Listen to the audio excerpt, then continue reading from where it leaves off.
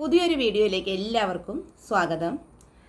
ഒരു പ്രണയബന്ധത്തിൽ ആ പ്രണയബന്ധത്തെ താങ്ങി നിർത്തുന്ന പ്രധാനപ്പെട്ട ഘടകം എന്താണ്? നമ്മൾക്ക് എല്ലാവർക്കും അറിയാം, ഒരു പ്രണയബന്ധത്തെ താങ്ങി നിർത്തുന്ന പ്രധാനപ്പെട്ട ഘടകം എന്ന് പറയുന്നത് കമ്മ്യൂണിക്കേഷനാണ്. കമ്മ്യൂണിക്കേഷൻ ഇല്ലാത്ത ഒരു പ്രണയബന്ധം എപ്പോൾ മരിച്ചു എന്ന് ചോദിച്ചാൽ മതി. ഇപ്പോൾ രണ്ട് പ്രണയതേക്കൾ തമ്മിൽ വഴക്കടിക്കുകയാണെങ്കിൽ പരസ്പരം മിണ്ടാതിരുന്ന് ഒരാഴ്ചയ്ക്കൊക്കെ ശേഷം അവർ വീണ്ടും സംസാരിക്കുന്നില്ല എങ്കിൽ ആ പ്രണയബന്ധം വേറൊരു വഴിത്തിരിവിലേക്ക് പോവുകയാണ് എന്ന് നമുക്ക് മനസ്സിലാക്കുന്നതാണ്. അതായത് 3 days റൂളിനെ പറ്റി ഞാൻ നേരത്തെ പറഞ്ഞിട്ടുണ്ട്. പ്രണയബന്ധത്തിൽ എപ്പോഴും അപ്ലൈ ചെയ്യുന്ന റൂളാണ് 3 days റൂൾ. അതായത് 3 ദിവസത്തിനുള്ളിൽ പരസ്പരം കമ്മ്യൂണിക്കേഷൻ നടക്കാത്ത പക്ഷം പ്രണയബന്ധത്തിൽ അവിടെ ഒരു വഴിത്തിരിവായി എന്നാണ് അർത്ഥം. അപ്പോൾ ഒരു പ്രണയബന്ധത്തെ താങ്ങി നിർത്തുന്ന പ്രധാനപ്പെട്ട ഒരു ഘടകമാണ് കമ്മ്യൂണിക്കേഷൻ എന്നുള്ളത്. പ്രണയബന്ധത്തെ ഇല്ലാതാക്കാൻ വേണ്ടിയിട്ട് ഇപ്പോൾ രണ്ടുപേർ തമ്മിൽ പ്രണയിക്കുകയാണെങ്കിൽ ഒരാൾക്ക് മറ്റൊരാളുടെ താല്പര്യമില്ല എങ്കിൽ ആ ബന്ധത്തെ ഒഴിവാക്കി കളയാൻ വേണ്ടിയിട്ട് 2 കാര്യങ്ങൾ അവർ അപ്ലൈ ചെയ്യുന്നതായിട്ട് നമുക്ക് കാണാം.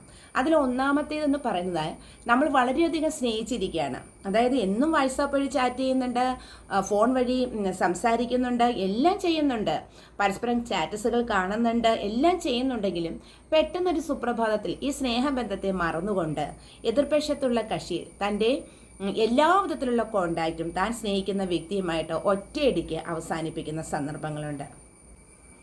പ്രണയബന്ധത്തെ അവസാനിപ്പിച്ച് കളയാൻ വേണ്ടി സ്നേഹിക്കുന്ന വ്യക്തികളിൽ ഒരാൾക്ക് താല്പര്യമില്ലാത്ത പക്ഷം അതിന് വേണ്ട എന്ന് വെക്കുകയാണെങ്കിൽ ഒറ്റയടിക്ക് കോണ്ടാക്റ്റുകൾ അവസാനിപ്പിക്കുന്ന, കമ്മ്യൂണിക്കേഷൻ അവസാനിപ്പിക്കുന്ന വ്യക്തികളുണ്ട്.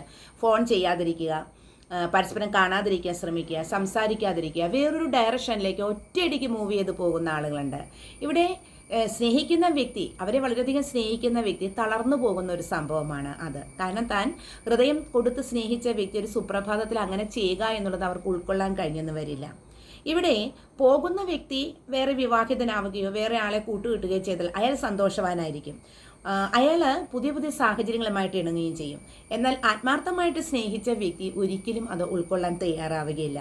അവർക്ക് എന്നും ജീവിതത്തിൽ നിരാശയും സങ്കടവും മാത്രമായിരിക്കും. അപ്പോൾ ഒറ്റയടിക്ക് കമ്മ്യൂണിക്കേഷൻ അവസാനിപ്പിച്ച സ്നേഹബന്ധത്തെ അവസാനിപ്പിക്കുന്ന ആളുകളുണ്ട്. രണ്ടാമത്തെ മെത്തേഡ് എന്ന് പറയുന്നത് പതുക്കെ പതുക്കെ കമ്മ്യൂണിക്കേഷൻ അവസാനിപ്പിക്കുന്ന സ്റ്റേജാണ്. അതായത് താൻ സ്നേഹിക്കുന്ന വ്യക്തിയെ ഒഴിവാക്കാൻ വേണ്ടിയിട്ട് അയാൾ തിരക്ക് അഭിനയിക്കുകയും വേറെ ചില സാഹചര്യങ്ങളിൽ പെട്ടിരിക്കുകയാണ്, പിന്നീട് വിളിക്കുക എന്ന് പറയുകയും കണ്ടില്ല എന്ന് നടിച്ച് പോവുകയും പതുക്കെ പതുക്കെ കൊണ്ടുവന്നിട്ട് ആ കമ്മ്യൂണിക്കേഷൻ അവസാനിപ്പിച്ച് കളയുന്ന വ്യക്തികളും ഉണ്ട് എന്നുള്ളതാണ്.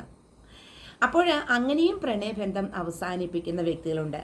ചില വ്യക്തികൾ തൻ്റെ ഫ്രണ്ട്സിനോട് പറഞ്ഞുകൊണ്ട് അവരുമായിട്ട് സംസാരിക്കാൻ പറഞ്ഞിട്ട് തനിക്ക് താല്പര്യമില്ല എന്ന് പറഞ്ഞ് ഒഴിവായി പോകുന്ന ആളുകളുമുണ്ട്.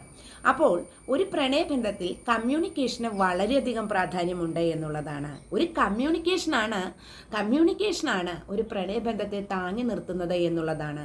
അതുപോലെ തന്നെ പ്രണേതാക്കൾ 2 ഡയറക്ഷനിലേക്ക് പോയാൽ ലോങ് ഡിസ്റ്റൻസ് റിലേഷൻഷിപ്പ് ആവുകയും പരസ്പരം കാണാതെയും കോള് ചെയ്യാതിരിക്കുകയും സംസാരിക്കാതിരിക്കുകയാണ് എങ്കിൽ തീർച്ചയായിട്ടും ആ പ്രണയബന്ധം അവിടെ മരിച്ചു എന്നതാണ് അർത്ഥം. ആ പ്രണയബന്ധം പിന്നീട് ഇല്ല എന്നുള്ളതാണ്. ശരിക്കും എപ്പോഴും കമ്മ്യൂണിക്കേഷൻ നല്ല സജീവമായി നടക്കുന്ന പ്രണയബന്ധങ്ങളാണ് ശാശ്വതമായിട്ടുള്ളത് എന്ന് നമുക്ക് മനസ്സിലാക്കാവുന്നതാണ്.